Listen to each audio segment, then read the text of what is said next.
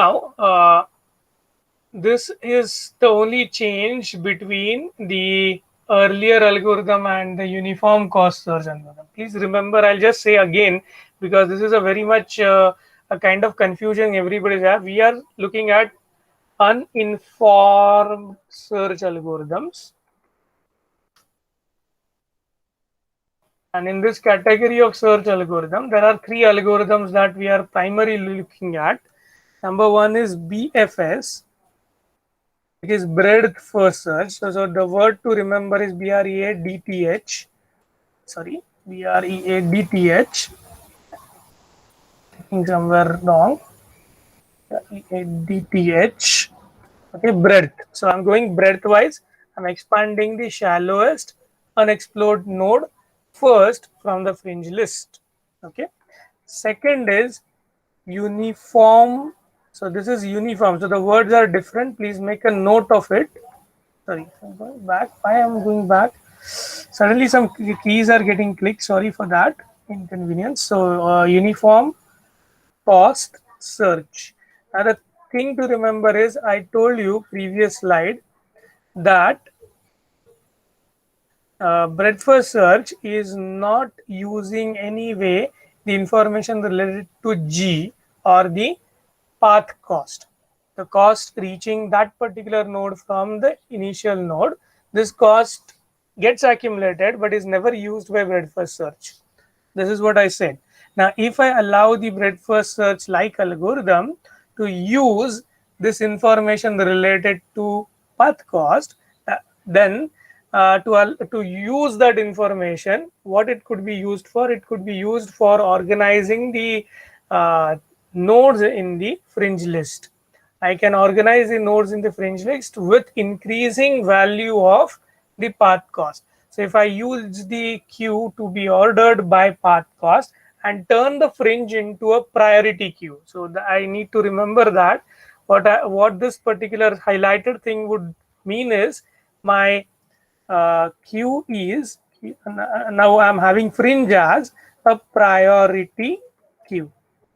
And if you remember priority queue discipline, QUE, what it does is, yeah, I suppose the spelling is right. So that this queue discipline does what? Whenever I insert something in the queue, I would always rearrange the nodes based on their priority. So if I'm adding something which has higher priority, okay, then it will go at the beginning in the queue. It will be positioned at the beginning in the queue. Okay, intermediate will be at the intermediate position, least will be at the back. So now use of this particular strategy would benefit the breadth first search. That is what is the uh, conception, and that's why that's why this has been suggested. Okay, how it benefits that discussion will come again back after discussing the third algorithm in uninformed strategy, and that third algorithm is EPTH, depth first search, okay, or DFS. It is called as DFS. Okay, all these algorithms you have already studied in terms of searching a node in a graph, walking over a graph. So they are not any new algorithms as such, but still. So depth first search, its way of solving the search problem is expand the deepest unexpanded node first. So it tries to expand the unexpanded node, which is the deepest one. That is how it goes.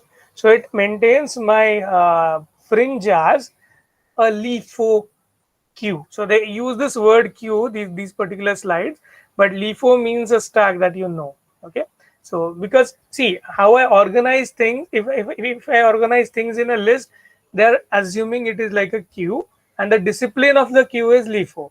That is why this word LIFO queue is used. But we know that this is a behavior which we learn or which we know as a stack like behavior, wherein the thing at top would come out first and thing at bottom would come out last. So that is last in first out.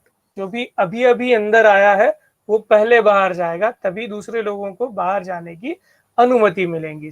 That is what is a stack. I guess we all know. Again, one toy example wherein G node again is my goal node probably.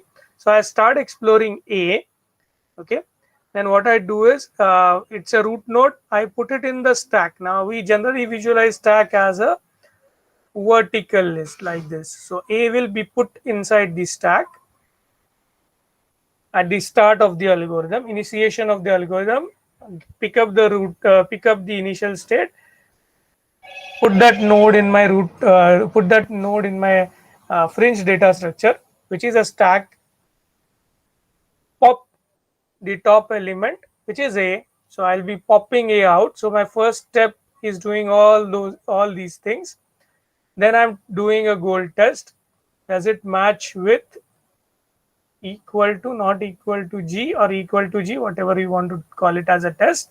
So I'm testing whether it's a goal node or not. My test fails. What should I do next? I should expand node A. Now, when I expand node A, I will be generating two children node B and C.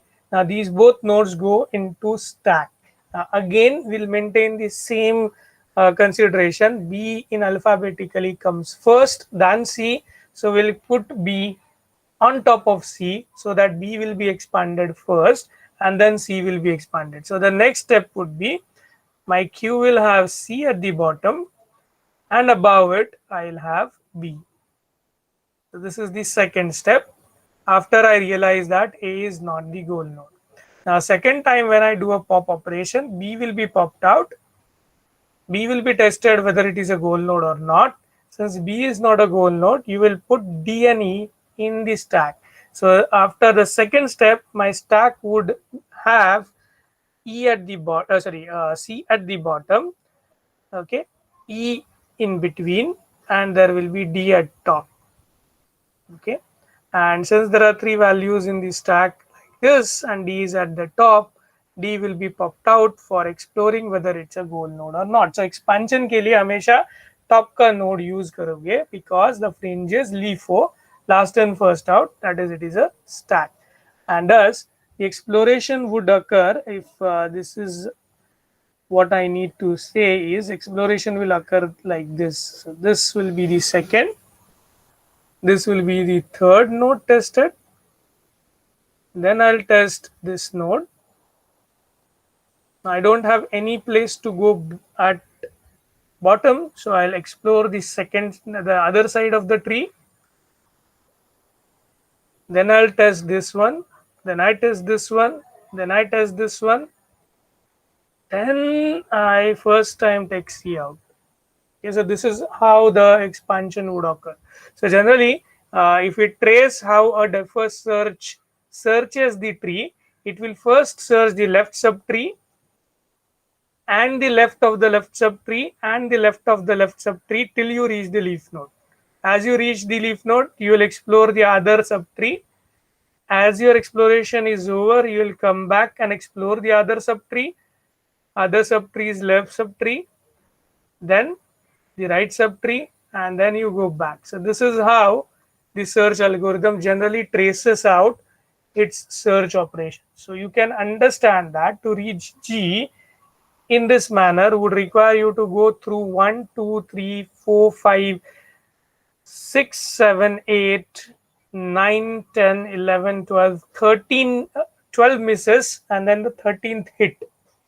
Okay, so the goal is at the depth level 2, but to reach that thing, because this tree is balanced one, it's a binary tree that we are looking at, but not all problems are binary tree. We already saw that the problem may vary in their branching factor.